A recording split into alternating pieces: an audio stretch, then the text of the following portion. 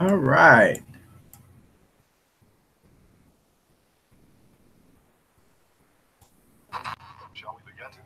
Absolutely. Welcome to the another session of the Create Your New Life Real Estate Business Meeting. Brooks and Davis Real Estate Firm. Been out of this thing for a couple of weeks, I guess, or about a week. Seems like a lot longer. But back in the saddle, took my vacation, took my spring break, and ready to get back in this bad boy and move and soar. I would say soar into the second quarter of 2018. It's already the second quarter, on the heels of the second quarter of 2018. That is crazy. But welcome, welcome, welcome.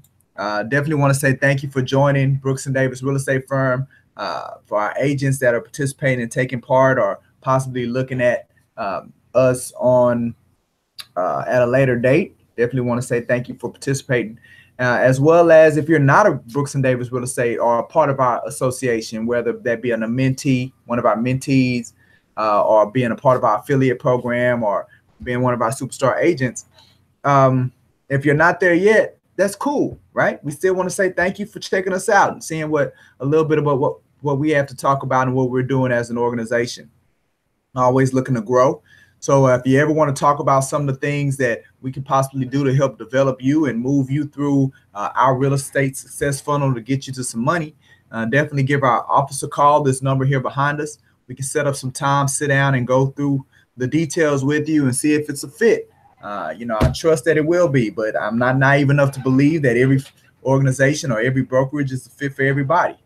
But we really work hard to get you to the point to where you can have that quality of life that I know that you're looking for out of a real estate career. So definitely want to say thank you and welcome you.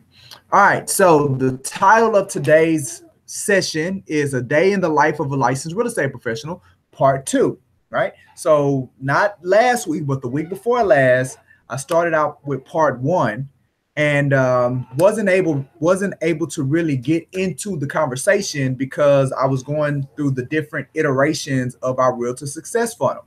Our Realtor Success Funnel is going to be the main teaching model that our company uses to help navigate individuals from just starting into real estate to being top producing agents, right? Our goal is, with a lot of real estate companies, it's about going and recruiting top producing agents. So they want an agent that's already out there, that's already learned the game, that's out there making money, turning deals over, and they want to go out there and recruit those individuals. Well, we're not to say that we're not willing to recruit top producing agents, but we're about making top producing agents. We want to create top producing agents through our brokerage firm. So that model, the Real Success Funnel, we really use that model to help or encourage duplication of the model in each individual agent's business, right? Because number one, we know it's a model that works. It's one that we currently utilize, and we can definitely see that it's scalable and you can duplicate it. So that's what we're going to use. Now, so today we're going to continue that conversation or that talk, day in the life of a real estate salesperson. Now, the quote that I had attached is, "No one is going to remember second place." I like that quote. I actually got that quote from an advertisement. I was reading a magazine in the Houstonia, and Baylor College of Medicine had an ad in there that said, "No one's going to remember second place." And it's kind of like, if for you fans of Ricky Bobby and Talladega Nights, and Ricky Bobby said, "Second place is the first loser," which it is. So listen, you want to be first, whether that's you want to be first to the listing, you want to be first to getting under contract, you want to be first with a buyer. You want to be number one, and you want to be number one in the minds of your past clients, number one in the minds of your friends and your family. You want to be the person that they think of first when they have a real estate need, or or when someone needs a real estate need. You want to position yourself as the person that they think of first. So you don't want to be second, because nobody remembers second place, right? At the end of the day. So that's what the ad said. At the end of the day, no one remembers second place. So let's not be second. All right, so with that being said, let's move on to the way we always start and see kind of how the company performed over this last week or so. Let's see how we did. All right, so we are definitely over the $6 million mark. Yes. So the last Create Your New Life session, we were right at the cusp of 6 million. And this week, based off of hard work and success, we have now landed above the $6 million mark, right? So that's a good place to hover, a good place to be. So I'm proud of you guys. I'm really starting to see a turn out of January, out of February. I'm starting to definitely see intensity and activity pick up when it comes to the amount of calls that we're getting, the amount of showings that we're getting, the amount of offers that we're negotiating and entertaining. I've definitely seen that pick up as we're going into March. So I'm excited about this momentum as we're carrying this momentum through March, April, and into the spring season. So again, my advice to you is you really need to put in the time, the energy, and the intention right now to capitalize on how the market is moving, how the industry is moving. You want to capitalize on that momentum and get in the wave. So you want to make sure that you're following up on with leads. You want to make sure that you're being responsive to people that have inquired, that have made inquiries. You're being intentional about exposing your listings. If you have listings that you're out there, be intentional about giving off your best foot when it comes to the listings. Buyers make decisions on listings based off of an emotional connection that they are able to make with your property.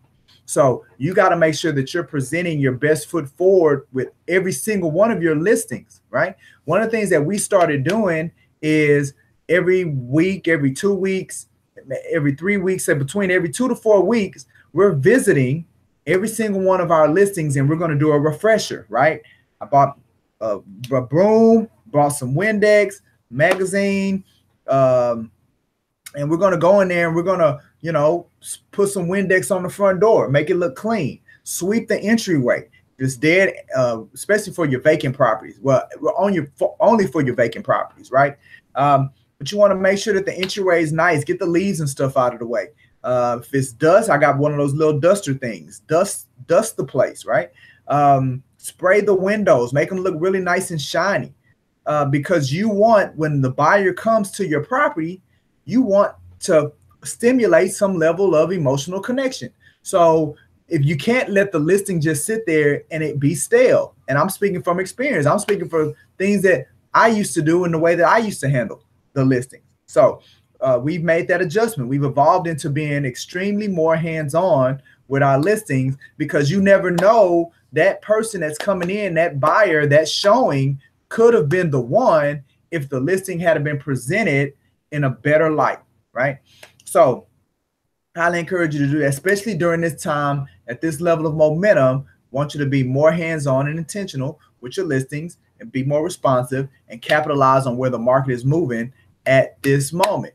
And because of that, again, I see that our production as an office is increasing and we're getting above. Remember, we started this year under $4 million. That's where we started this year. So now, and I was kind of freaking out that we was under 4 million. Well, in a span of a couple of months, we've now gotten over the 6 million mark, and we've eclipsed that when it comes to the level of production that's on our pending board, right? So keep up the good work. Add, getting them under contract, get your buyers under contract, help them make the decision as far as putting offers on houses, and work to negotiate to get those offers accepted. Put your listings in the best light so we can get those buyers agents to want to submit their offers for their buyers, right? And get those under contract so we can continue to add things to the listing board. All right, so now as far as our top 5, we did have some adjustment because we had some new production come in, right? We had, Miss Kim Stubblefield as well as Sean Green. Definitely want to congratulate you both for getting something under contract, right? your property on the pending board. Why? Because now you put yourself in a position to where you're going to be getting a check. That's what we're trying to get to. Again, as we navigate through the Realtor Success Funnel, we'll talk about it again today. It's just the next phase of getting to where the ultimate destination is being able to cash a check. So definitely congratulate you for those. My number one agent, my favorite agent of all is, LaQuanta Davis is still holding that number one spot. So, babe, keep up the great work. And, we got us some more, Charles Adams is now holding it down. He's representing for the fellas. It's now he's surrounded by the ladies. The ladies have not come on strong. So, again, we got Charles Adams, number two, Mashana Kim, again, who just got some production under contract. And then Miss McClure rounds out the number 5th spot. So congratulations, ladies and gentlemen. Keep up the good work. Let's keep pushing and moving. Okay. Let's see. So we ended out, before I left and went on vacation, we ended out our 60-day mantra. So, by this time, over these next weeks or so, I'm going to be thinking of our new mantra as we begin our new 60-day cycle, so we can shoot for our goal of $5.3 million. That's our goal. If we didn't move it, we didn't reach it, so it's still the same, right? But again, we are definitely going to be pushing and moving towards beating that goal this time around with our new mantra. All right, for our new listing showcase. This is actually a listing that we've showcased it before, but a new strategy that I'm utilizing with our pre-marketing strategy meeting. And I hadn't did the pre-marketing strategy meeting yet with this property. So I wanted to do a do-over with this one, just so I can talk to you a little bit about some of the wonderful things that is associated with this property and this area. This property is in an excellent area subdivision, the Robindale subdivision. Okay. So, and what I'm doing is I'm actually reading directly off of our pre-strategy meeting checklist. This is another one of the things that we've evolved into when working with our listings, is having a strategy meeting that's built around each one of our particular listings, right? It's not a one size fits all. We're moving away from the whole one size fits all when it comes to your listings. And same thing, we're working with buyers. It's custom. Like at this point, everything is custom when it comes to real estate, right? And that's the one thing everybody's afraid of Zillow and Realtor.com and the automated valuations and things like that. Well, that's the one thing that they can't create. Like they cannot create a custom experience because they're a computer, they're a robot. So in going back to the custom hands-on type of experiences, offering that to your clientele and your customer base, that's going to be one of those things that make you a differentiator across the board, right? So this is just our way, one of our ways of creating that custom and unique experience for every single person. So with this particular subdivision, some of the great things that we identified were, for this particular home, I'll put it back up. For this particular home in this area, the best type of buyer is probably going to be someone around 30 years old. The median household income in that area is around $34,000. But the familial dynamic, what we're seeing a lot of as far as the family units in this subdivision, are married individuals that don't have any children, right? So what that makes me think about is that either you're millennials, they're just kind of starting things off, or more retired individuals that are on the, they may be working, but they're kind of moving towards retirement or in retirement. And so maybe an older type of family or dynamic, right? The median area occupational is over almost 70% white collar employment. So these are maybe like engineers, office worker, corporate individuals are the type of people that are living in this area, living in this subdivision. So when going after a buyer, a prospective buyer, we position the marketing, we position the property appearance to tap into that kind of buyer. That's why it's important that you understand the type of buyer that would most likely want to purchase a property in this particular area or a property like this. So as we understand that, there are some organizations that are around. So location is extremely big when it comes to this property because of where it is. One of the things that it really has going for it is that it is a zone to one of the top elementary schools in HISD, Harrod Elementary. When it comes to all the testing marks, when it comes to the promotion rates, even the level of diversity, it's an excellent elementary school. Matter of fact, yesterday I visited this property is in Zone 8. This and another property, and I went out to Zone 8, did a neighborhood visit, and I went to Harrod Elementary. I spoke to Ms. Polaris, who sits at the front. And when you drive up to it, you can tell that it's a top performing elementary school, right? One of the things that I took a step back from is, I'm currently the PTO president at my children's school. But when I pulled up to Harrod, they actually have a parking spot designated for the executive board of their PTO, right? I mean, numerous statistics show that an active PTO is one of the number one identifiers of a top performing school, right?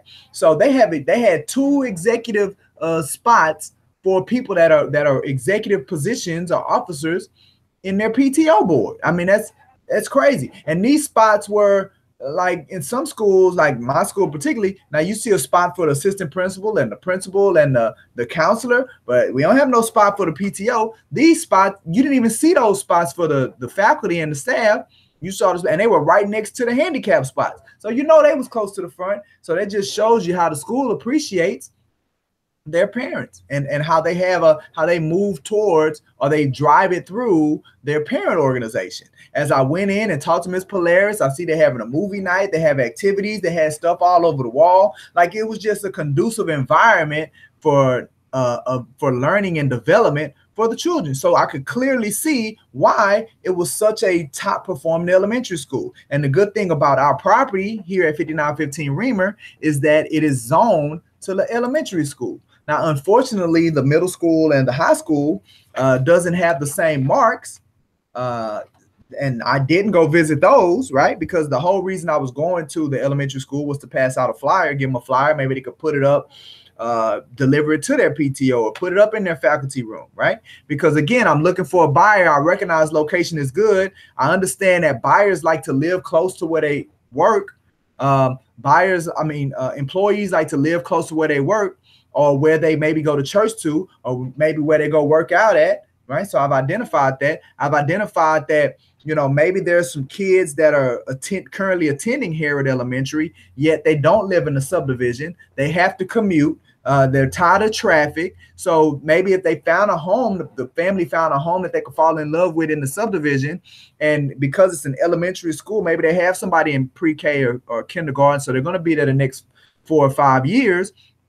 It makes sense for them to purchase a house in that subdivision, right? So that's why we went after something like that, because because maybe, I'm pretty sure Harrod has a waiting list. So maybe there's some parents that can't get on into Magnet, but if they lived in the subdivision, then it's a non-issue, because at that point they're zoned to the school. So you have all these multiple dynamics working that we're leveraging, that we're looking to leverage to position our listing and put it in a better spot to get a buyer faster and over other properties that are in the market. Because there are other properties that are, there's a number of other properties that are for sale in this subdivision.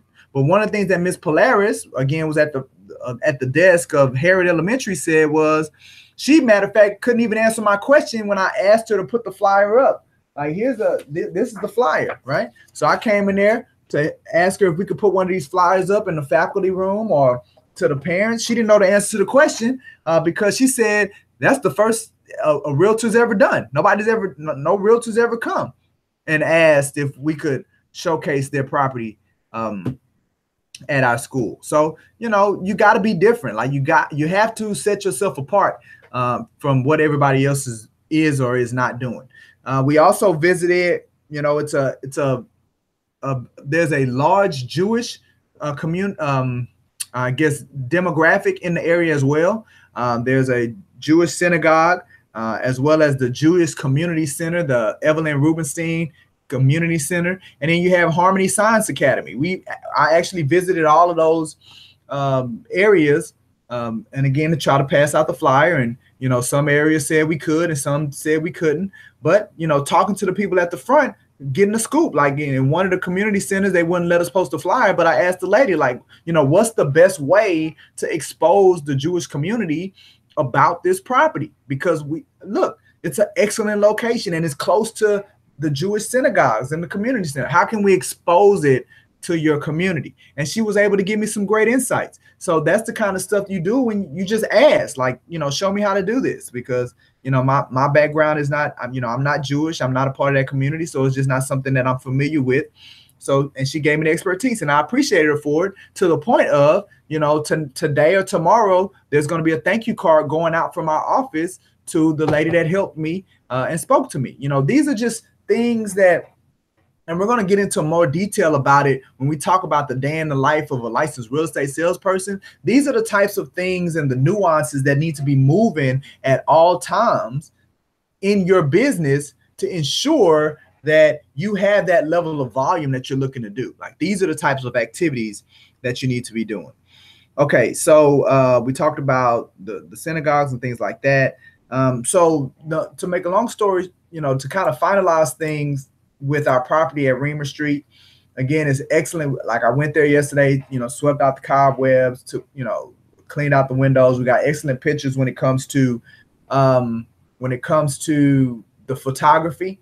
One of the things that I'm working with the seller on right now is for us to do some staging in the property. I think this is an excellent candidate for doing staging in the property. But even with that being said, we're only asking $255,000, which is an excellent price when it comes to this subdivision. The only reason that we're kind of at that price is because, the home did flood, and we're still dealing with that in the market, that stigma of, oh, if the house flooded, I don't want nothing to do with it. Well, if this same house we put this house on the market prior to August, Harvey came the end of August. So prior to August, maybe June or July, we could have easily sold this property for close to $300,000, if not higher than $300,000. So it's an excellent price to pay to be in the subdivision that this property is in, right? All righty. So that's our price. If you got somebody that wants to be in there, it's right off of, Braeswood, Hillcroft area. Robindale subdivision is the subdivision. So it's right outside the loop, north of little south of Meyerland. But, being there, it's like you got, Braeswood, Braes Oaks area, you got your Meyerland, you have your Galleria, you have, the medical center, like all of that stuff is close to this area. So, it's you're paying for that location, but not having to pay that inner loop price of being inside in some of the subdivisions and areas that are inside of the loop, but you're right off of it. So come on, let's bring me a buyer. Let's get this one sold, and then we can move on to the next. If you have any questions about it, give me a call, give the office a call, and we can definitely handle your questions, and so we can move to the next step and get that one under contract. Okay, let's see, what do we have next? Righty. So again, I always like to show you guys our proprietary programming. This is what sets Brooks and Davis apart. These are our differentiators, right?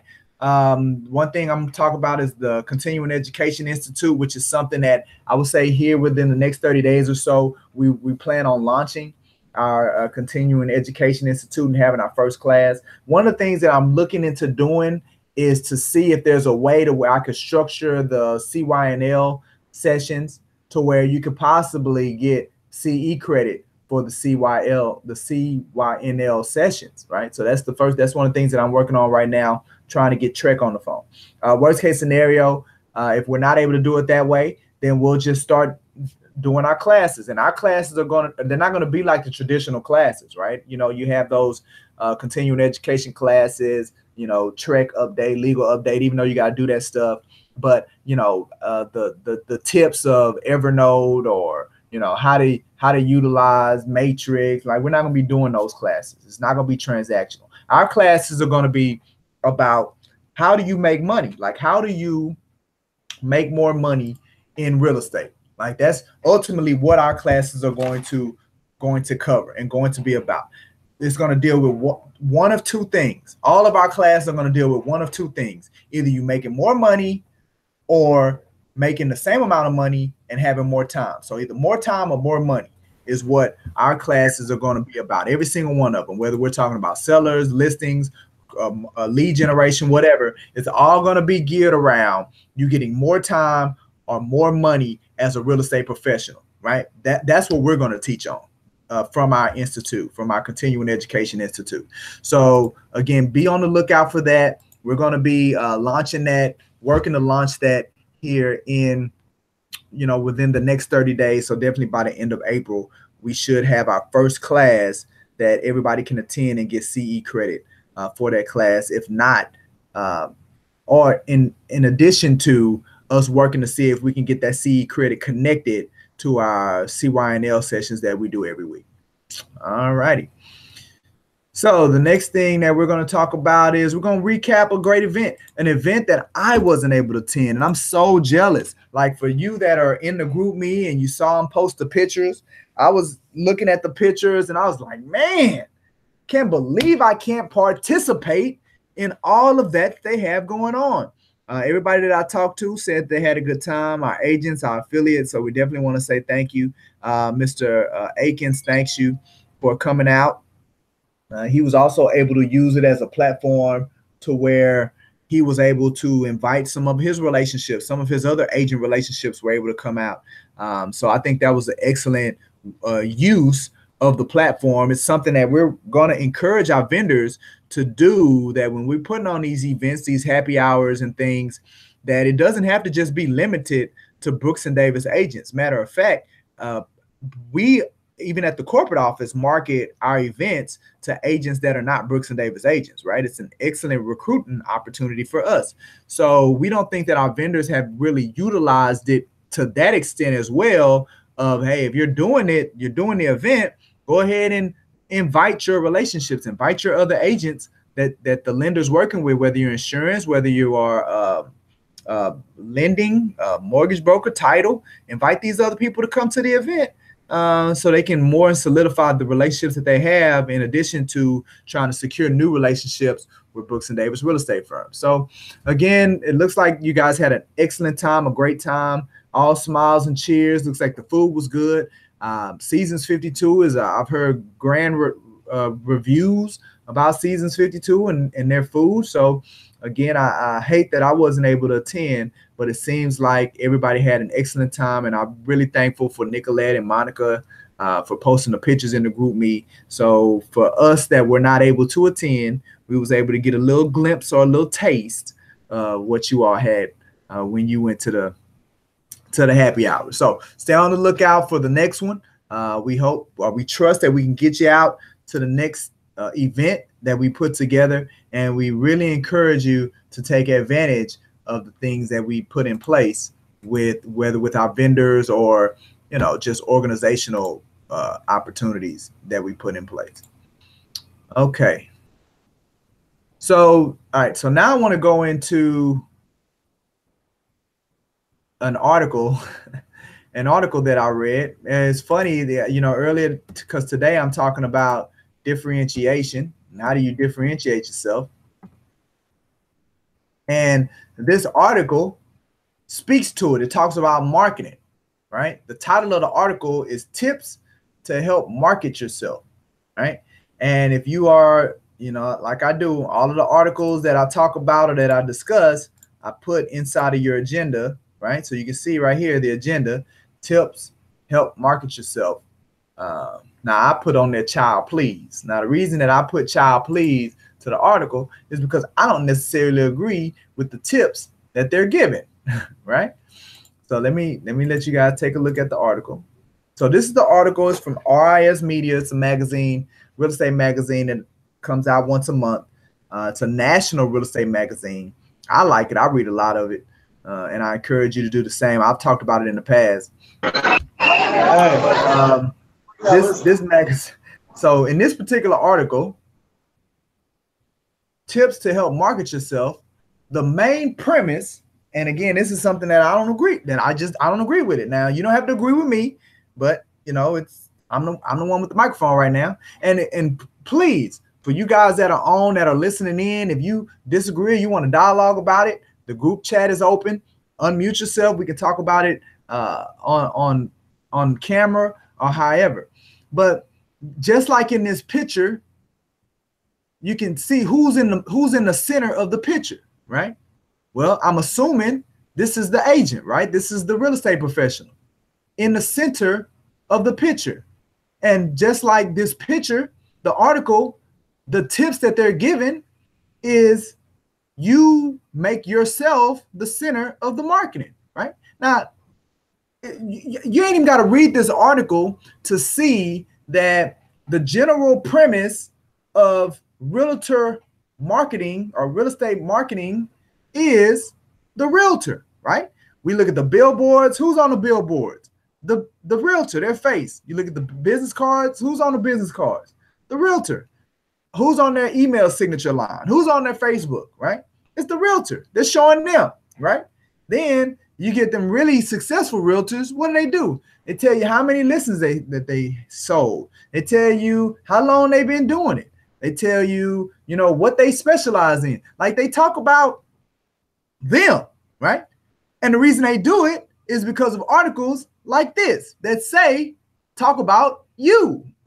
Matter of fact, one of the very first bullet points that it gives you is to brag a little in your marketing materials, right? That's the very first thing it tells you to do. It tells you to brag on who you are, right? Look at this. It says the top sentence right here. If you're like many real estate professionals, you can market properties with ease, but may have difficulty when it comes to marketing yourself. The crazy thing about it is if you're so good at marketing properties, then when it comes to your marketing, you don't talk about yourself. You talk about what you do for your clients, right? What's in it for them, right? And so again, if you're good at selling properties, then in your marketing, you're just telling other people, this is what you'll get if you let me sell your property. I've done it before. I did it with these other clients. This is what I'll do for you. This is what you'll get. This is the value that I bring to the market. So now look, this is the crazy thing. Most realtors, and and trust me, nothing against if you put your pitch on everything. I have nothing against you on that, right? Doesn't mean that you're not good at what you do, right? This is my opinion, right? That's all I'm giving.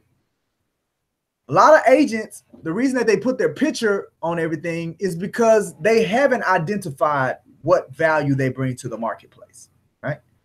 You talk to any buyer out here and they'll tell you a lot of times they'll say, I don't need a realtor because I can find my own house, right? So they're not even finding value in the fact that you're bringing houses to them. They don't find value in that. You talk to some sellers, especially for sell by owners, they say they don't need a realtor because they got an attorney friend, right? Or you got people out here trying to fix their credit by themselves that have no idea, no concept of credit. Like the marketplace is not clear on the value that realtors bring to the market. Why is that? Because every marketing piece that they look at, all they're seeing is the face of the professional, right? So now I don't even remember who said this comment, but it stuck with me. He said that most realtors put their face everywhere on everything is because they're hoping that somebody will see them and think they're attractive, and that'll be the thing that'll get them to call them, right? So now, again, I'll repeat. I'm not saying that that's you. I'm not saying that that's your reason for putting your picture on your business card and everything. I'm not saying that. I'm not saying that you're that kind of agent. I'm not saying it. I'm just throwing it out there, right? Based on my belief and my opinion, right? Because of this article that I read that we're talking about.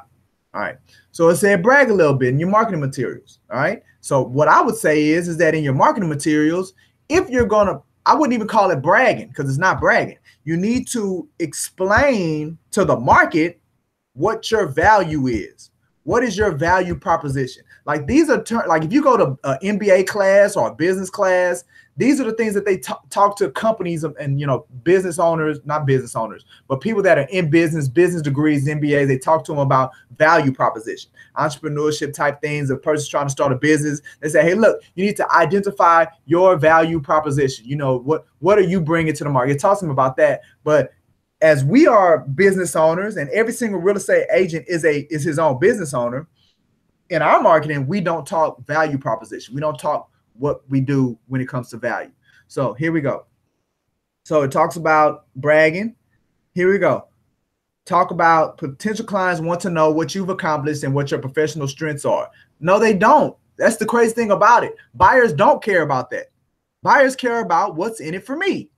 That's what they care about. They don't care about what you're strong at. They care about, can you help me buy a house, right? If what I'm looking for, my desired real estate outcome is to purchase a home, I want to know, can you do that for me? And once you do it, will I be better than I was? Will I be better with you than I was without you?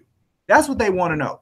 And you showing them their strengths. If they can't connect the dots of why that strength benefits them, then it doesn't make sense for you to brag about that strength, right? That's why the connection doesn't work.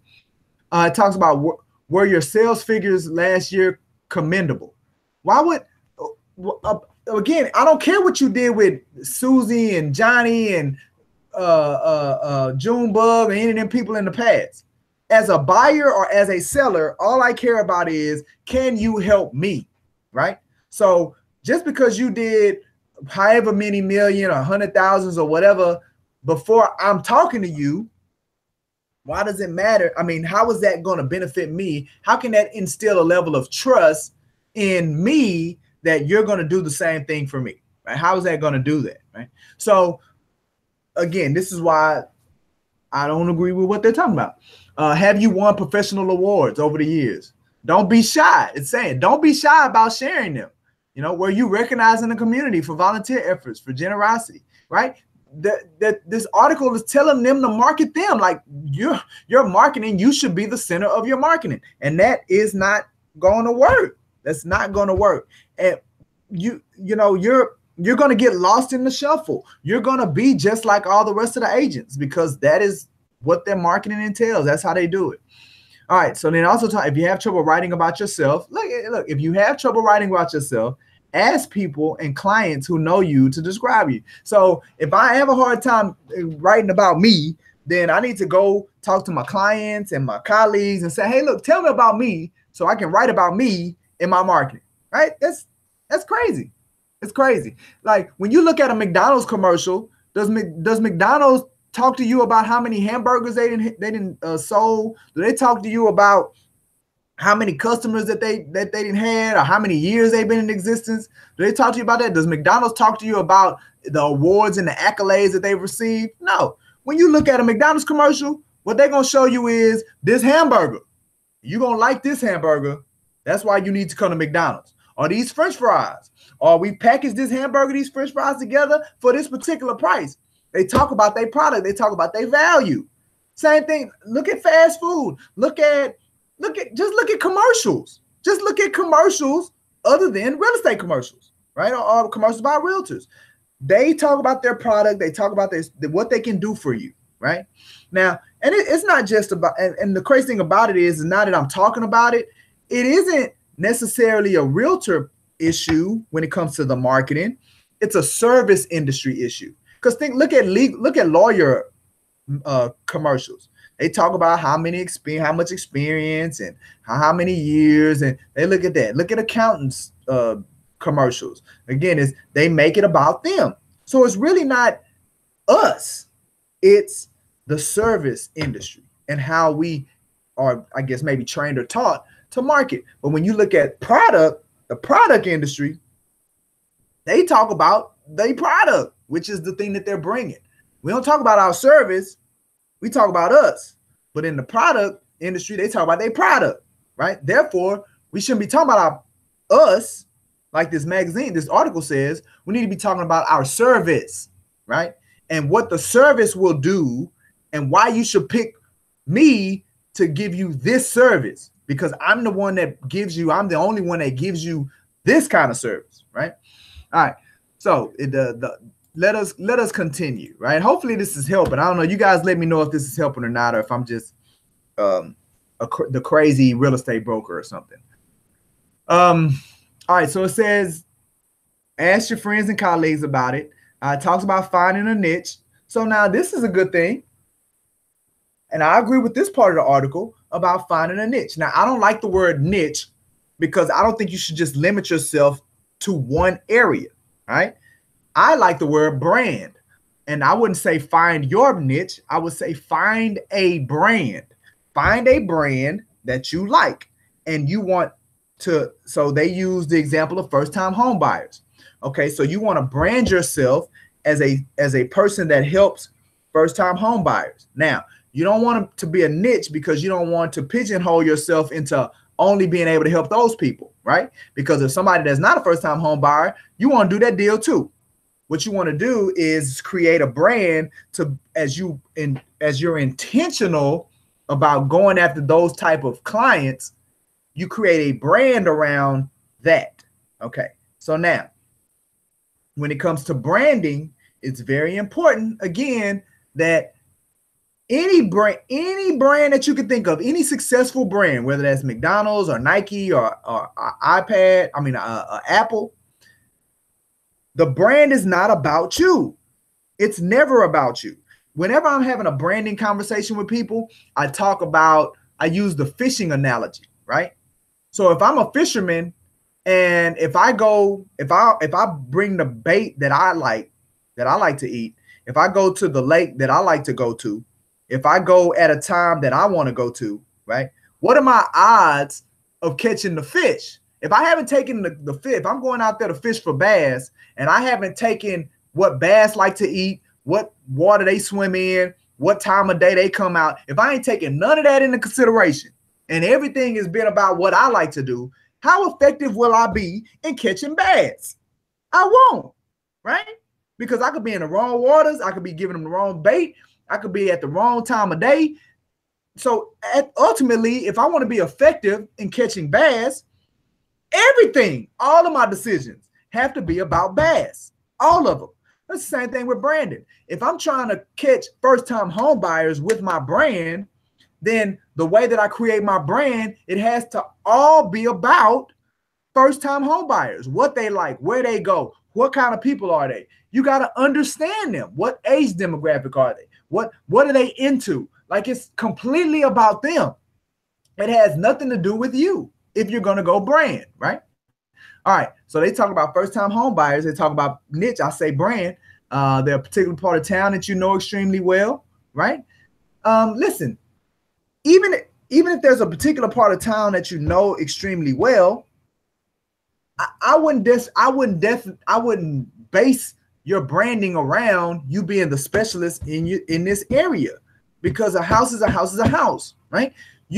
Right now we're in the information age. We have access to all kind of information, right? So focus on your service, focus on what value you bring, right? And you being a specialist in an area, meaning you only do houses in a particular area of the city, is not bringing value, in my opinion, is not bringing value to the market.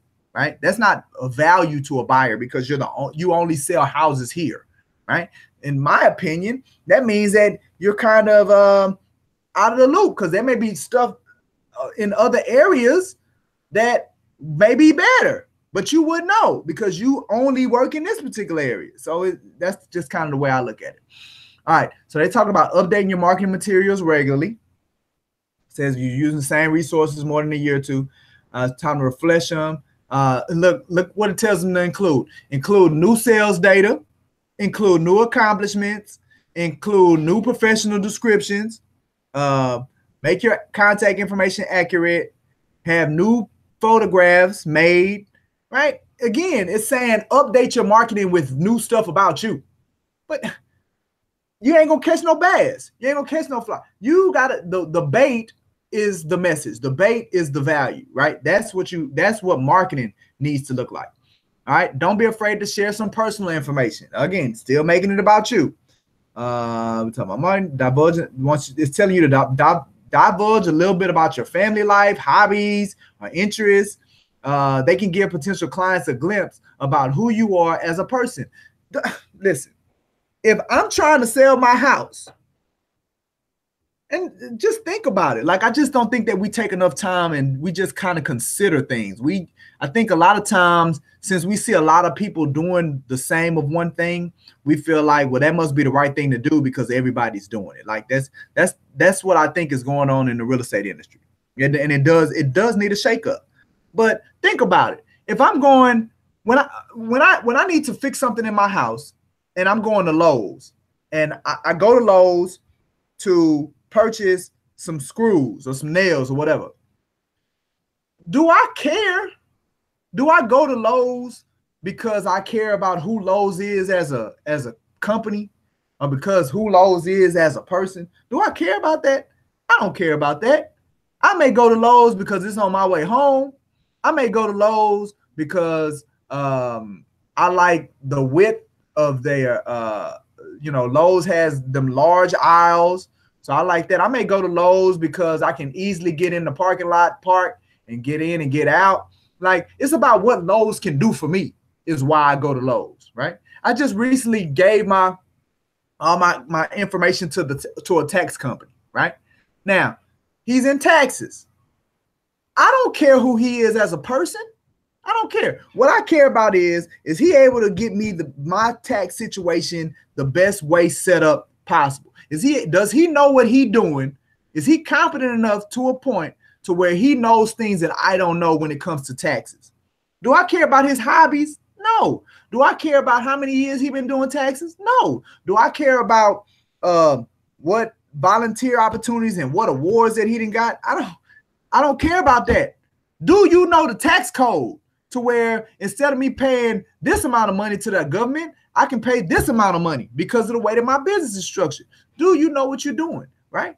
And in addition to that, what are some of the other things you'll do for me? Like, he came to my office and picked my paperwork up, right? That's a plus. In his marketing, he should put that in there.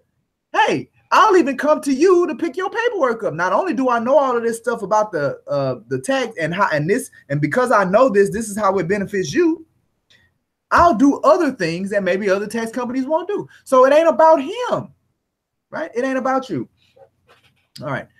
Consider using testimonials. Now, I agree with him on this. Come on now, article. This is where we roll together. Consider using testimonies. Absolutely.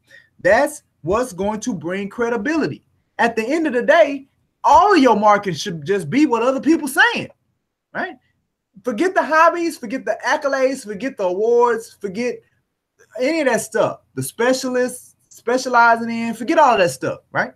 Just send out a bunch of stuff about this is what people say when they use Brooks and Davis. This is what people say when, this person said this about me. This person said that about me. This person said this about their experience with me. This person said that about their experience with me.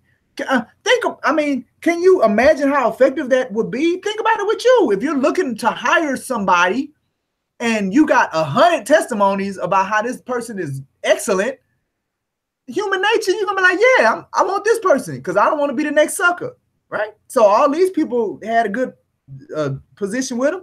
I'm gonna roll with them. That's why ratings is so powerful, right? That's you got Yelp and Zillow and Realtor.com and HAR got that thing set up. Ratings is powerful, right? So you need testimonies, right? All right, so let's see. Are we to the end of it? All right, so that's to the end of it. So then they give us some things to remember. So this is the stuff they want you to remember. Y'all pay attention.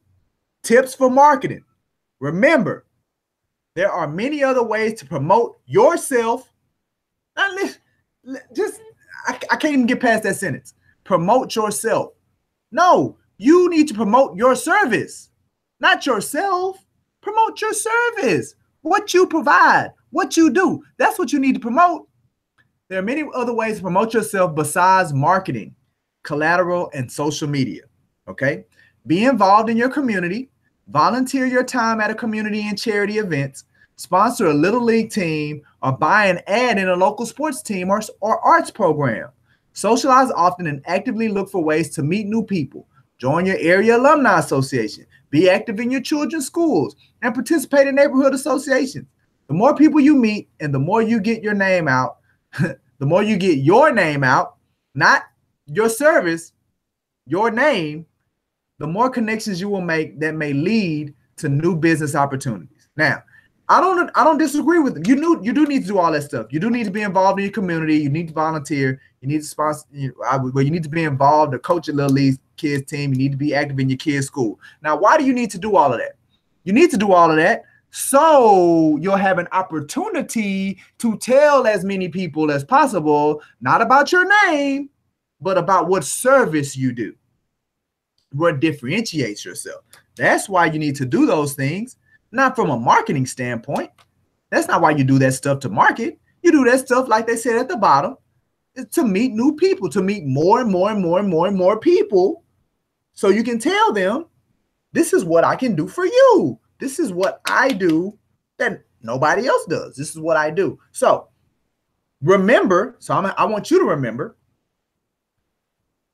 marketing, do not create a marketing plan that's built around you.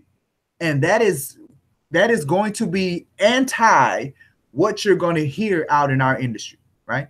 You have articles. This is a national magazine. It's a national real estate magazine. And this ain't local. This ain't just Houston. This is the United States, right? They have, I would say, international magazine, because they have access in different countries. International magazine, and this is the tips and advice that they're giving real estate professionals about marketing, which is anti-business. No business school will teach any business owner or business student these tips when it comes to marketing. It's all about value proposition. What value proposition are you bringing? So as a realtor, before you even create your first marketing piece, you first need to determine what's your value proposition. What are you personally bringing to the marketplace that nobody else, none of your competition, whether in industry or outside of industry. What that means is whether another realtor down the street, another realtor on the side of the city, a brokerage firm on the side of the city, whether it's Zillow, Realtors.com, or Trulia, right? What are you bringing to the marketplace that none of those other entities are bringing to the marketplace? And that's going to require thought. That's going to require you taking time to create and determine it.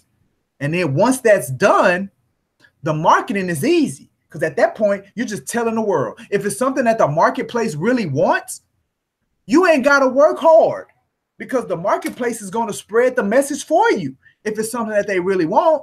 But if it's not something that they really want, then they won't. They won't spread the word for you. So it's not about you. It's about what you bring. A great book that I would encourage you to read is a book called The Purple Cow. The author escapes me right now. But if you Google Purple Cow, it's a book about marketing, right?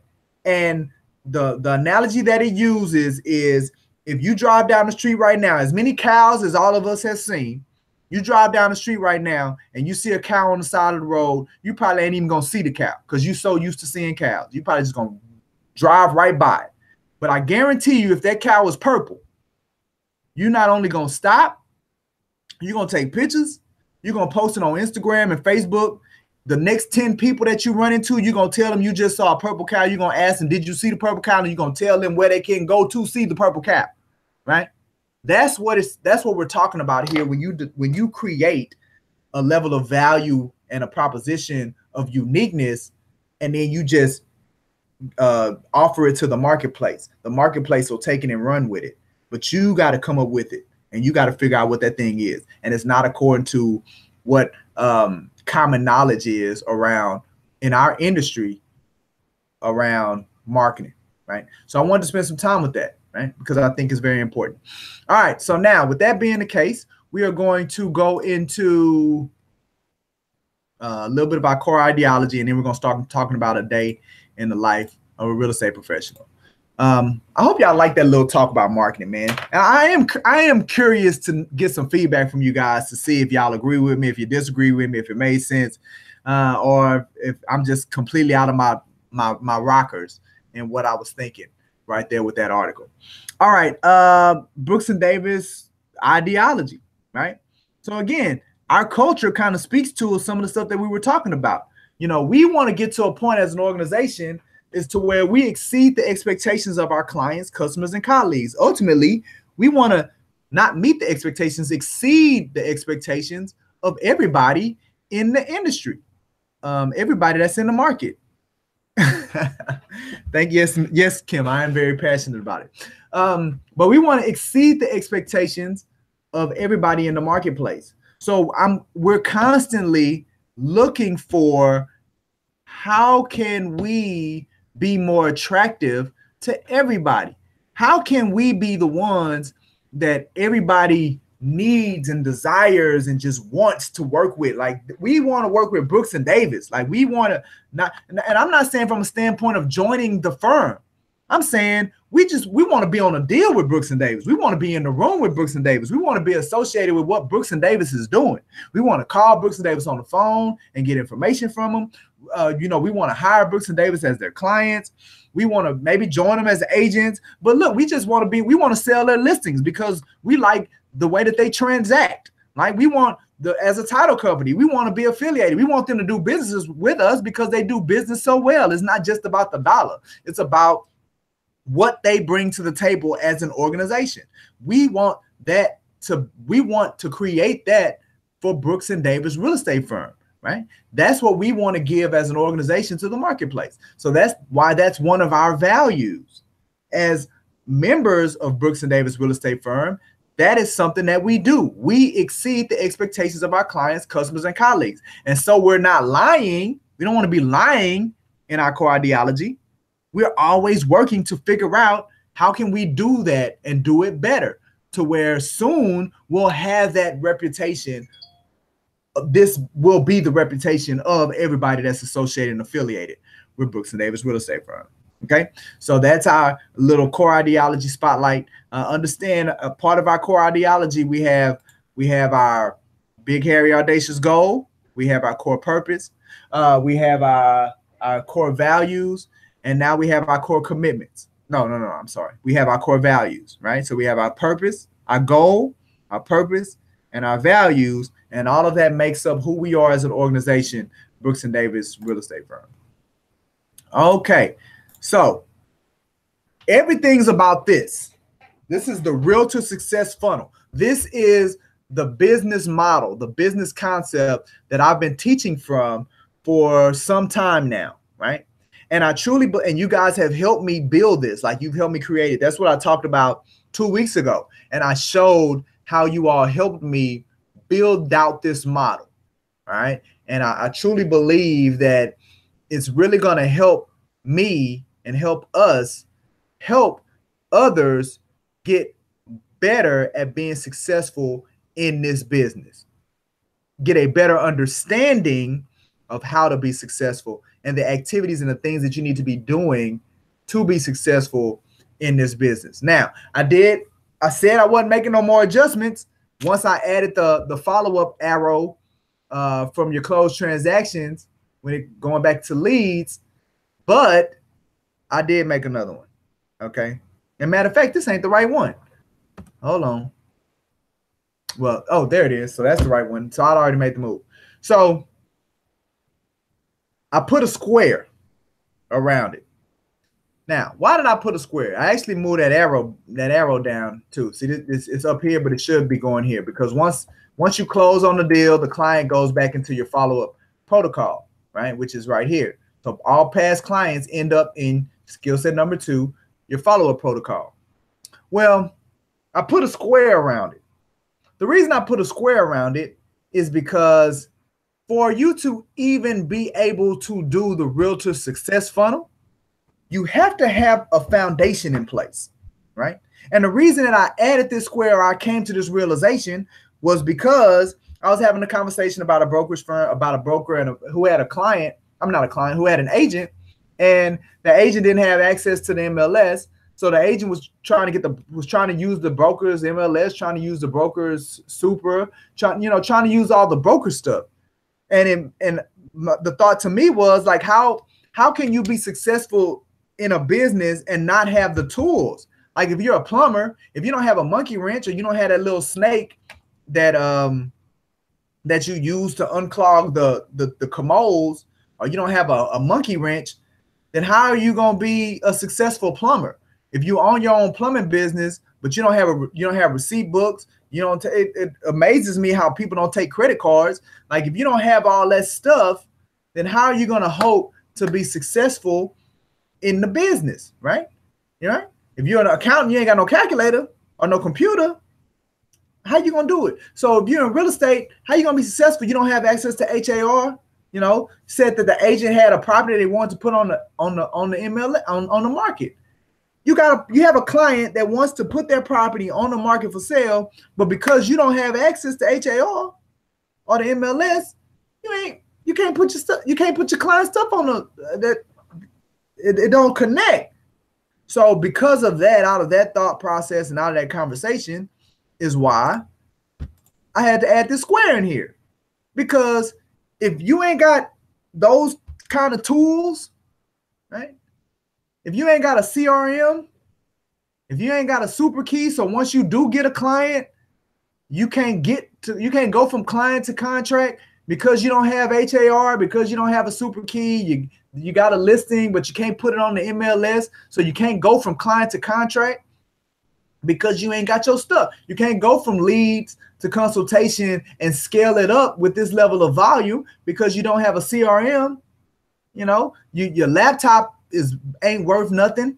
So because you got a bad laptop, it takes you forever to prepare for consultations. You go from contact to consultation, it takes you forever to prepare for them because your laptop's not too good, or it takes you forever to go from contract to close because the whole process is slowed down because your phone and your laptop and everything is holding you back. So that's why I put this square here, because this square represents foundation. Before we can even begin creating the Realtor Success Funnel for you, before we can even begin creating your real estate success machine, it has to have a base. And the base is what all of this stuff rests upon. It rests upon this base, this foundation. And so you got to have the foundational stuff before you can move forward. Okay, so the rest of the stuff that we're going to talk about today is, now as we look at this funnel, how does it relate, or how does it correlate to the day-to-day activities of what you should be doing, especially if you're full-time? What does it look like? Like, what does, when your alarm goes off, and let's start there. First of all, if you don't have an alarm going off, then that's your first problem, because what that tells me is that you're not operating your business like a business. If you don't get your day going, you get your day going, or it's dependent upon at what time you wake up every day, then there's a problem there. Someday, if you get up at 8 o'clock, you feel like getting out the bed, then you start your day at 8. If you get up at 11 o'clock and you feel like getting out the bed, then you start at 11 o'clock. That's not going to work, right? Because if you went to work for somebody, you went to work in corporate America or McDonald's or wherever, there's a start time, there's a time that you're expected to begin, and there's a time that you get off. You have working hours. And because of your working hours, it dictates, or it drives everything else that you're doing. So the first thing we're going to start with is, first of all, it needs to be a day. Like, you need to have working hours. My working hours, I get started on a bad day. A bad day, I get started at 8 o'clock. A good day, I'm getting up at 5 o'clock. My alarm goes off at 5 o'clock, right? And the reason it goes off so early, because one of the things that I want to do is, by the time 9 o'clock gets here, which is the time that I tell the world that I'm open, from 9 to 5, it's my work day. Well, there are things personally that I like to do. Like, I like work out, spend some time with my kids, eat breakfast. Those are things that I want to do. But before me to do those things, I have to do them prior to 9 o'clock. So I got to get up early. All right. So the first thing that we're going to deal with in the day in the life is this foundation, right? All right. So one of the things that's included in the foundation has to do with time blocking. You have to have a calendar. And you use the time blocking. What the time blocking thing does is that it protects your day. Because if you don't put boundaries around your time or your day, somebody else will do that. They will dictate how your time is utilized. Now, they may not be malicious about it, right? They may not be doing it because they wish ill on you, right? But it will happen, right? Whether they're friends, whether there are family, colleagues, whatever, they'll dictate you, especially when they know you work for yourself. You'll be surprised. People call you at all times. I mean, it'll be plenty of time. Person called me at 2 o'clock. What you doing? What you think I'm doing? I'm working. It's 2 o'clock in the day. What you think I'm doing? I'm just out housing at TV. I'm working, right? But you got to train your people, right? So now my people know, don't call me before 5 because I may answer or I may not, right? Because I'm working, I'm doing something. So the first thing you got to do is your time block. So now I'm going to show you an example. This is my calendar. Like, just put it like that. So this is my calendar. Now, so it wouldn't be too cuckoo. I went to April. So this is the month of April, my calendar for the month of April. Now, regardless of what month you go to, all of this stuff is going to be on my calendar. Now, why is all of this stuff on my calendar? Because just like we're encouraged, now that we're talking about tax time, we're encouraged to budget our money. When we're dealing with a client that wants to purchase a home and we talk to them about budgeting, maybe their debt to income ratio is preventing them from being able to purchase, or they don't have the down payment needed to pay for the down payment, or they need to try to get their credit together. So they need to free up some cash so they can pay off some creditors and things like that. Then we talk to them about budget. If you budget your money, then you'll have the money needed to do things that you want to do. We talk about budget, but we rarely, and again, this is in our industry, but we rarely deal with the fact that people don't budget their time. And that's what this is about. It's about budgeting your time.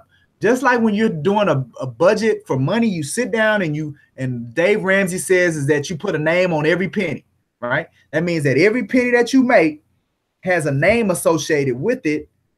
And that's how you break your budget down. So that means no penny, no dollar is left unnamed, because if it's unnamed, it'll disappear, right? But it's the same thing. So no second, no minute goes unnamed. So that's why any day that you pick for me is going to look like this, right? This is what a time block looks like. Let's start with Monday, right? This is the whole week. So this is the week of April 1st. I'm sorry, this is the week of May 1st. So April 30th to May 1st, 2018, right? So you got on Sunday, and Sunday is my off day, right? But I put that on there because it's family. We do church. But let's go to the work day. So the work week, Monday through Saturday. Well, first thing, social media posting. I do social media posting 2 times a week on Mondays and Thursdays. And I do it between 8 and 9 o'clock. So what does that mean? That means, and then you can see in my week, every day, I got to be ready to work come 8 o'clock. So that means if anything else needs to get done or wants to get done, it has to be done in such a way to where by 8 o'clock, I'm fully clothed and in a position to where I'm doing something, right? Whether that's social media or whether that's office administration stuff. That's 8 o'clock. And that's from 8 to 9. Then from 9 to 9:30, there's a break. Now, what's this break for? This break is, in most instances, for me to get to the office, right? Because I may be doing this stuff at the house.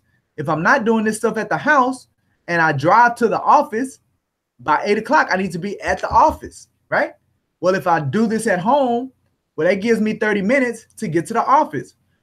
I have daily dose. I have coaching calls that I do for the agents, right? Depending on what house you're in, the house for the ADI program. So my ADI coaching calls, I do them Monday morning, Tuesday morning, Thursday morning, 9:30. So I got to be in a position I can do that call. Then 10 o'clock, specialized agent training. Then on Monday, and again, this is just Monday, weekly measurement updating, right? Do that up until noon. Up until 1:30. Then on Mondays, I have one meeting slot. I can only meet one person on Mondays. One meeting. Whether it's this month, last Monday, next Monday, a Monday a month from now, a Monday a year from now. One meeting at 2:00, one meeting slot on Monday. I set up the so one meeting slot. Boom, right there. So now the reason I only do one meeting slot is because on Mondays is when I do the financial education, the financial home ownership first coaching calls, right? So I do a lot of coaching calls. So I coach agents, I coach people that's through our financial home ownership first program that's helping them navigate through their debt, that's navigating through their credit, right? To get them to a point they get pre-approved and they can purchase a home. So now, here we go. Now this is April 30th, and it's already on my calendar. Now this is how most people do their calendar. Because what I'm talking about a map, a budget of my time. I've taken the events that I do and I put them and created a map. Now what most of us do though is this. So I had this event and it's April 30th at 6:00 and I put it on my calendar, right? So what most of us do is say, well, that's what I do. Whenever there's something for me to do, say I schedule an appointment with a client, or I schedule something at a workshop, or I got a meeting I got to go to, I add it to my calendar. So yeah, I use my calendar. No, that's not you using that's you using your calendar, but it's not you using your calendar to the capacity to what we're talking about with the Realtor Success Funnel, right? Because if we're going to talk about generating leads, you have to have time blocked out in your day, every day, to do that. And if you're not in that level of control of your calendar, of like what I showed here, if you're not in, look, I'm totally controlling I'm in total control of my calendar, of my schedule every single day. If I had somebody that said they want to meet me at 3:00, the answer is I'm not able to meet at that time. If I had somebody call me on a Tuesday and said they wanted to meet me at 5:00, I do not have a 5:00 meeting slot. I cannot meet at 5:00 on a Tuesday. We can meet at 5:00 on a Thursday. We can meet at 5:00 on a Friday. We can't meet at 5:00 on a Monday. I don't have a 5:00 meeting slot. If I had somebody said that they wanted to meet me at 11:00 on a Wednesday, don't have that time slot. We can meet at 12:30. We can meet at 2:00. Somebody said they want to meet me at 3:30. Can't meet at 3:30. Why? Because I pick my children up from school. Now, a lot of times we're not able to be personally involved in things because we don't have a level of control of our calendars.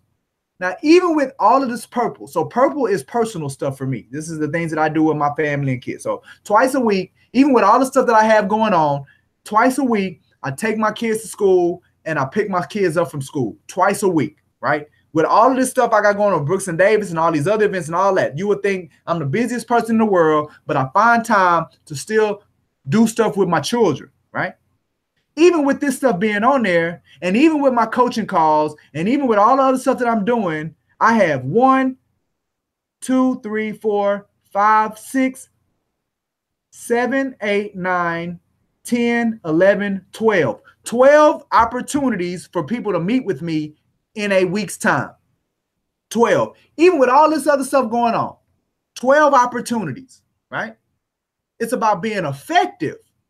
And the way that you can be effective is, this is like the biggest key to it. And the start, when we're talking about the day in the life of a real estate agent, it has to be a day. And you have to control the day. And you have to protect that day. And this is the way that you do it, by sitting down and looking at your life and mapping it out and saying, this is what my week looks like. All right. So now, how do I want my week to be operated? This is the kind of stuff that prevents you from being stressed out. It prevents you from dropping the ball. It prevents you from being incompetent when it comes to this business. There's a lot of incompetence when it comes to this business. One of the biggest things that you hear from customers is that they don't get their calls returned, right? Agents don't call back. Agents don't follow up. We'll call the agent about the property and we never hear back. Not that, oh, it took them too long to call. It's they never call. A lot of that is because you got agents that are too busy running around doing all kind of stuff. And they're not in a position to where they can be effective in what they're doing, right? So and a lot of it has to do with because they're not in control of their time. They're not in control of their schedule. Somebody else is controlling it, whether it's their clients, whether it's their family, whether it's their brokerage, but somebody else is in control of it, right? They're not the ones that's in control of it. Being in control of your schedule looks like this, and it's called time blocking. Time blocking allows you to be in control of your schedule. And if you're going to successfully do this realtor success model, then one of the main things that it requires is for you to control your own time. It's no way for you to accomplish this business model if you do not control your own time. So that's why it starts with time blocking. Okay. Now, the next thing is another thing with time blocking is this. And this is the reality of it. No matter how good you are with attempting to control your time, there will be times where it does get out of control. That sometimes monkey wrenches will get thrown into your schedule, right? You may have a busted tire. Your spouse may get stranded on the side of the road. You may have a client that's flying into town. They're only going to be here for 2 days, and they got to pick a house within these 2 days. So that means everything that we just talked about, you got to throw that out the window. Make that the exception, not the rule. So I'll start there. Make that the exception. Make that the minority of the time, not the majority of the time. There's a small amount of time that's going to take place. 80% of the time, it's the calendar. You're in control of it. All right. So let's make it that. All right. Well, another way to kind of protect things when that happens is to create a morning routine and a nightly routine. Right. That's another thing that really helps you create the habit of staying on track. Right. Focus on definitely having hard routines when it comes to the start of your day and hard routines when it comes to how you end your day. All right, let me give you an example. So this is my morning routine. Get up, work out. After I work out, feed the dog. I do some house stuff. Now, mind you, my alarm goes off at 5 o'clock. That's what time my alarm goes off, right? So I get up, put my contacts in, give me a cup of water, get some hydration in, get that workout in, right? Workouts, 30 minutes. I don't do hour workout, 2-hour workouts and all that other stuff. You taking that long to work out, then you're doing something not right, all right? So 30-minute workouts a week. Get it in. Give me the energy I need. Give me the health kick I need so I can carry it on through the rest of the day. 30 minutes, do some stuff at the house like feed the dog, pick up do some laundry, close up, clean the kitchen, straighten the kitchen up a little bit. Mind you, at this point, it's about 6 o'clock in the morning. All right.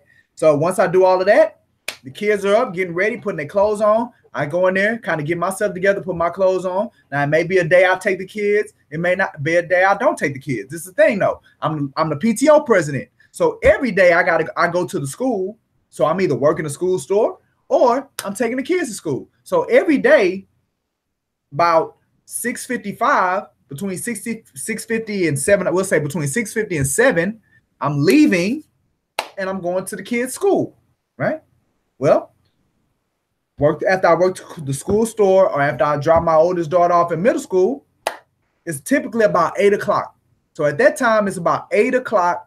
And remember, my time block, I'm either doing office stuff or I'm doing social media every day. So come 8 o'clock, my day gets going.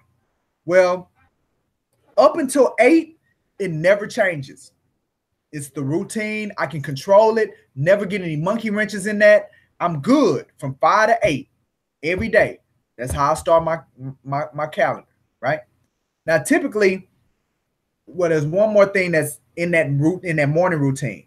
Right after I drop my kid off, or finish with the school store, then I take about 30 minutes of think time to, number one, plan my day, lay out the things that we're going to focus on for that day, and then begin execute, right? So I'm probably done with the school stuff between 7:45, right? And then that 15, 20, 30-minute period. So by 8:15 is when things begin to get rigid in my schedule. So that morning routine is consistent, all right? Now, let's talk about the nightly routine, right? And that's the routine I do every morning. Now, it'll get fuzzy. It can get real fuzzy in the middle, right? Sometimes this time block, this calendar gets thrown off in the middle. But the beginning and the end is going to be the same. So now, this is how I end my day. Right? Depends on what the kids got going on. Might have baseball practice. Like today, we got baseball practice. We're going to come in late. Got to feed them. We got dance practice. Got ice skating practice. You got all this stuff. You got homework you need to do. You know, I may have late meetings, events, stuff in that. So you got all that stuff going on, right?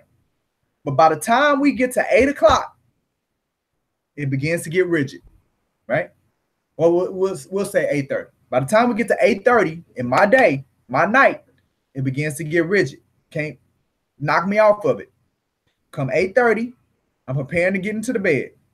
I've reflected on what we did today for this day. What did we do? What are the things that we did? And I begin planning for the next day, creating my daily agenda of these are the things that we need to accomplish the next day. I do that. Then I'll do about 10, 15 minutes of rather reading a book, doing some study work. I'm trying to teach myself Spanish, so I do some study work.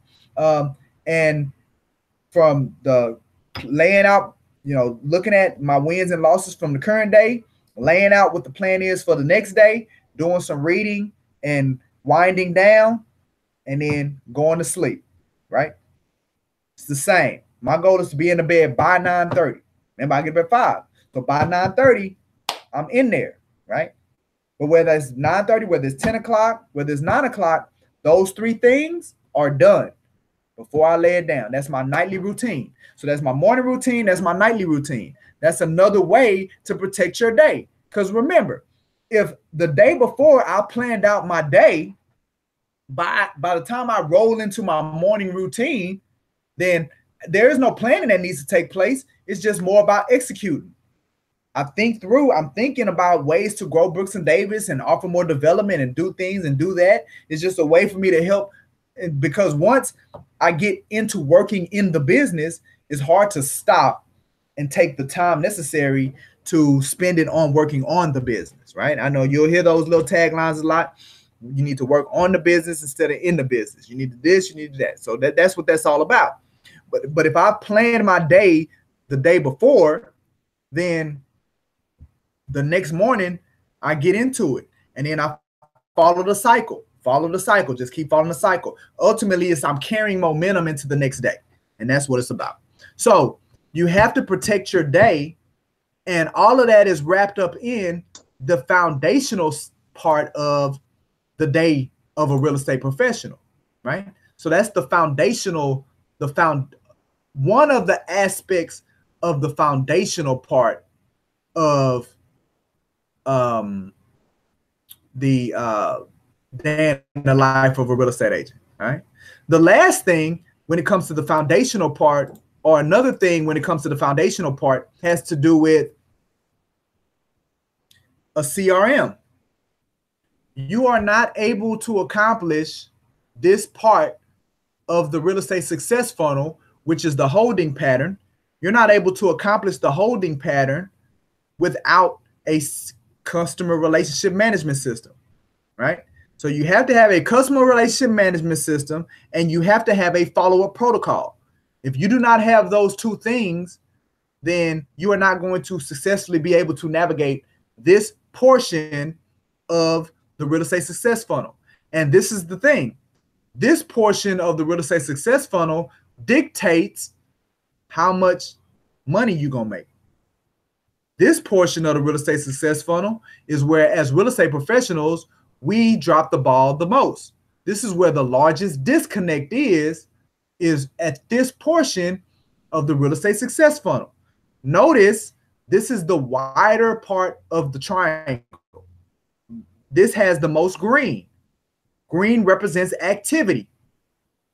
This part of it is where the bulk of your activity needs to be spent, right? The problem is, for most of us, the bulk of our activity is during this stuff. This is where we spend most of our activity, when this is where the skill, this is where the bulk of your, remember the white represents skill. This is where the most of your skill set needs to be. This is where the most of your activity needs to be.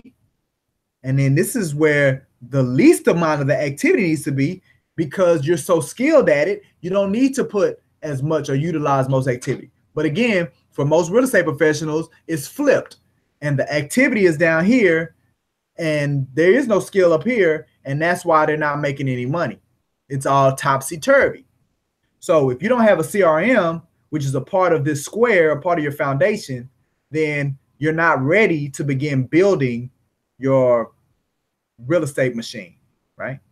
So skill sets, so even you executing skill set number one, which is generating leads, if you become highly skilled in skill set number one, you're going to have a top gap without CRM, because skill set number two, you're not going to be able to do.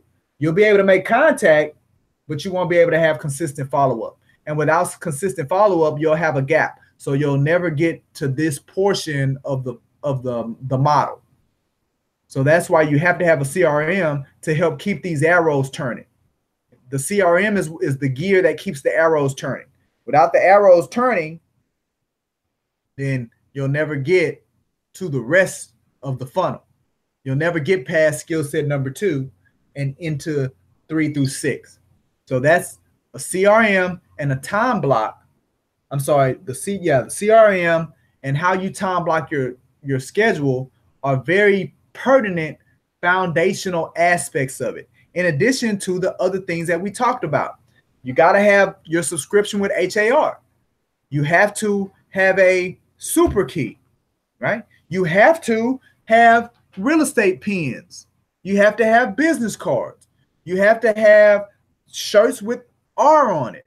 Like, you have to have those things.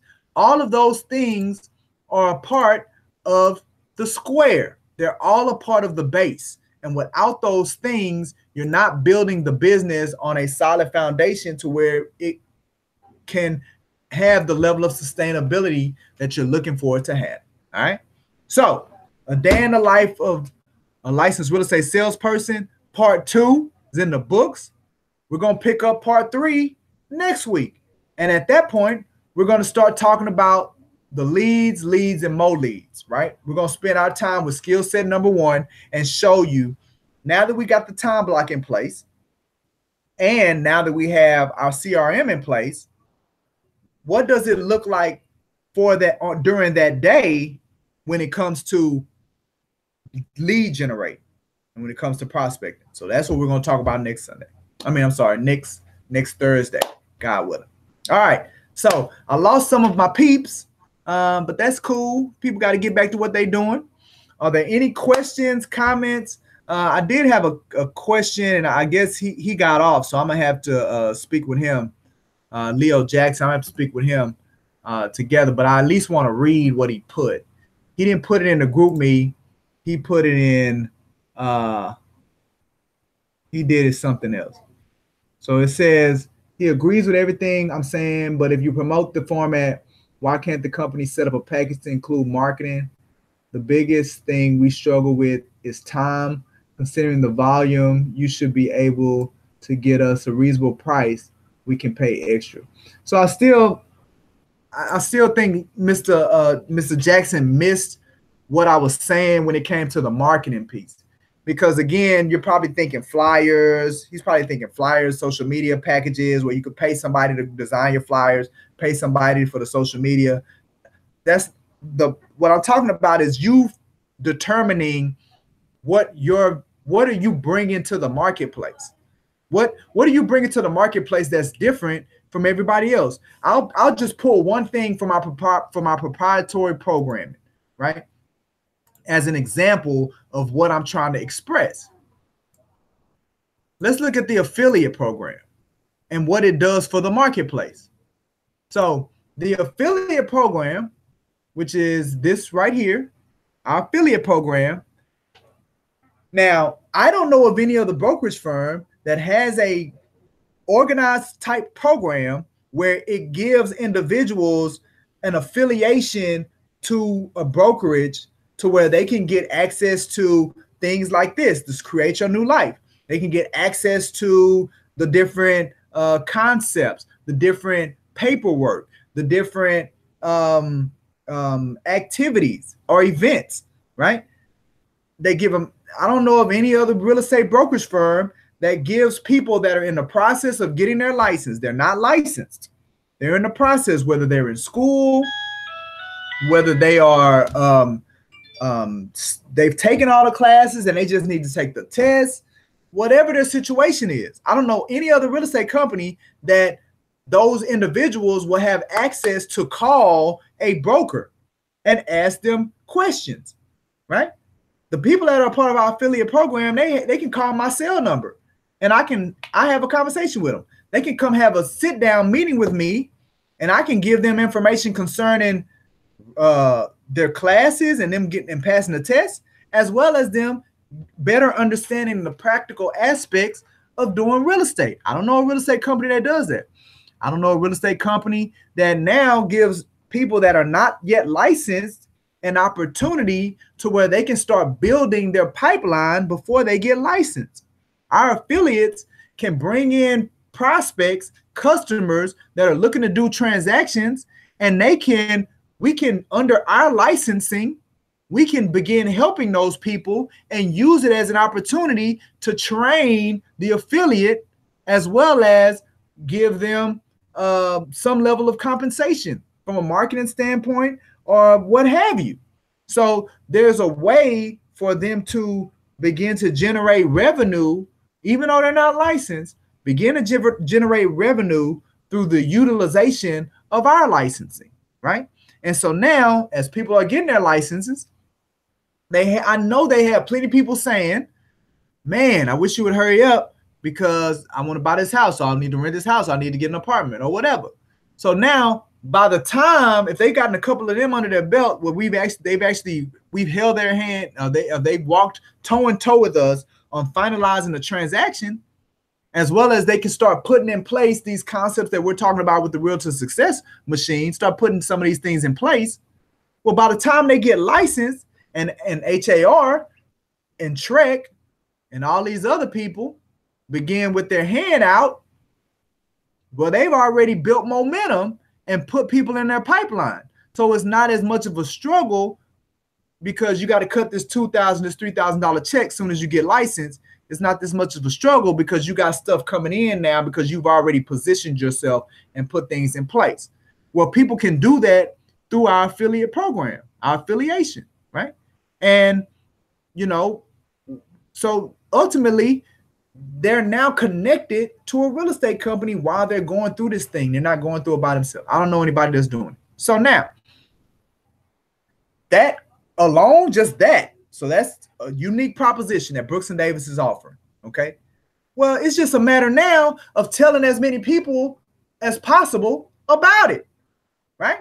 We can do it through social media, posting it, right? So now if I pay for a Facebook ad, I get a return on my investment of the Facebook ad because I have something that I know people are interested in taking a part of. The reason I know it is because we have over 10 people that's taking advantage of the affiliate program, right? So now if I pay for a Facebook ad now and I post that Facebook ad, the whole goal is the money that I'm spending is about getting this concept in as many people's faces as possible. So now it's about what is the median that's going to give me the most exposure for my target market.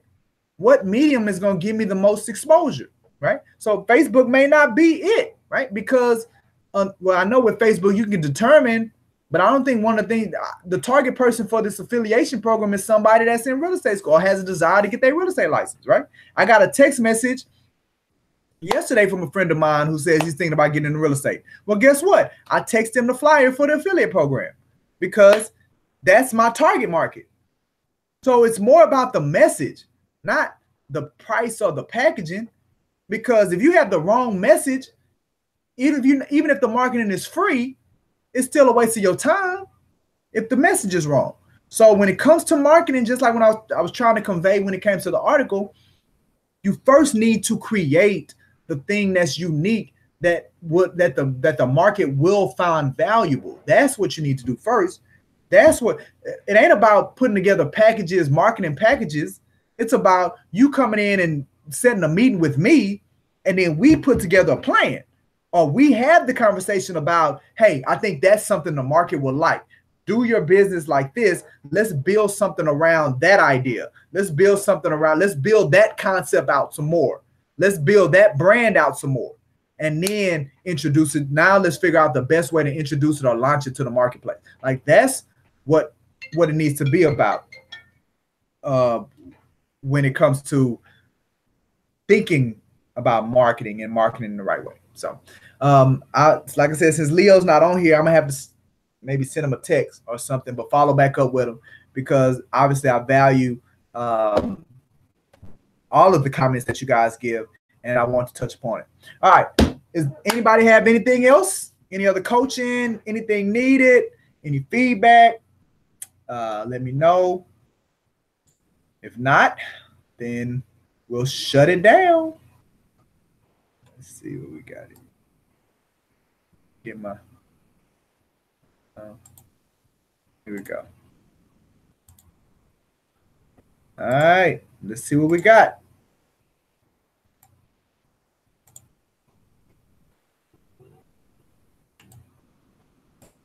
Turn it up a little bit. Let's get ready to kill it. Shall we begin? No, we shall end, because we have completed another one of our success in real estate life. Real estate, create your new life. Real estate sessions. I said success in real success model too much today, I guess. Too many successes. Anyway, you guys have an excellent week. We'll pick this thing back up next week. Continue the conversation about the day in the life. Again, just consider the things that I talked about when it came to the marketing, right? Just think about it. I want you guys to just start thinking and not just doing what you see everybody else doing in this business. Because of my 14 years of experience in real estate, the determination that I've come to is that people are doing a lot of things that are ineffective, and they're just not thinking through why they're continuing to do it that way, right? So I want you guys to stop, think about it, see if it makes sense to you first before you apply it. Run it by me. I can help you from that aspect, and let's really put you in a position to where your marketing is working as we continue to build the success in real estate machine. You guys have a great day, a great weekend, and we'll be talking to you soon. Have a good one.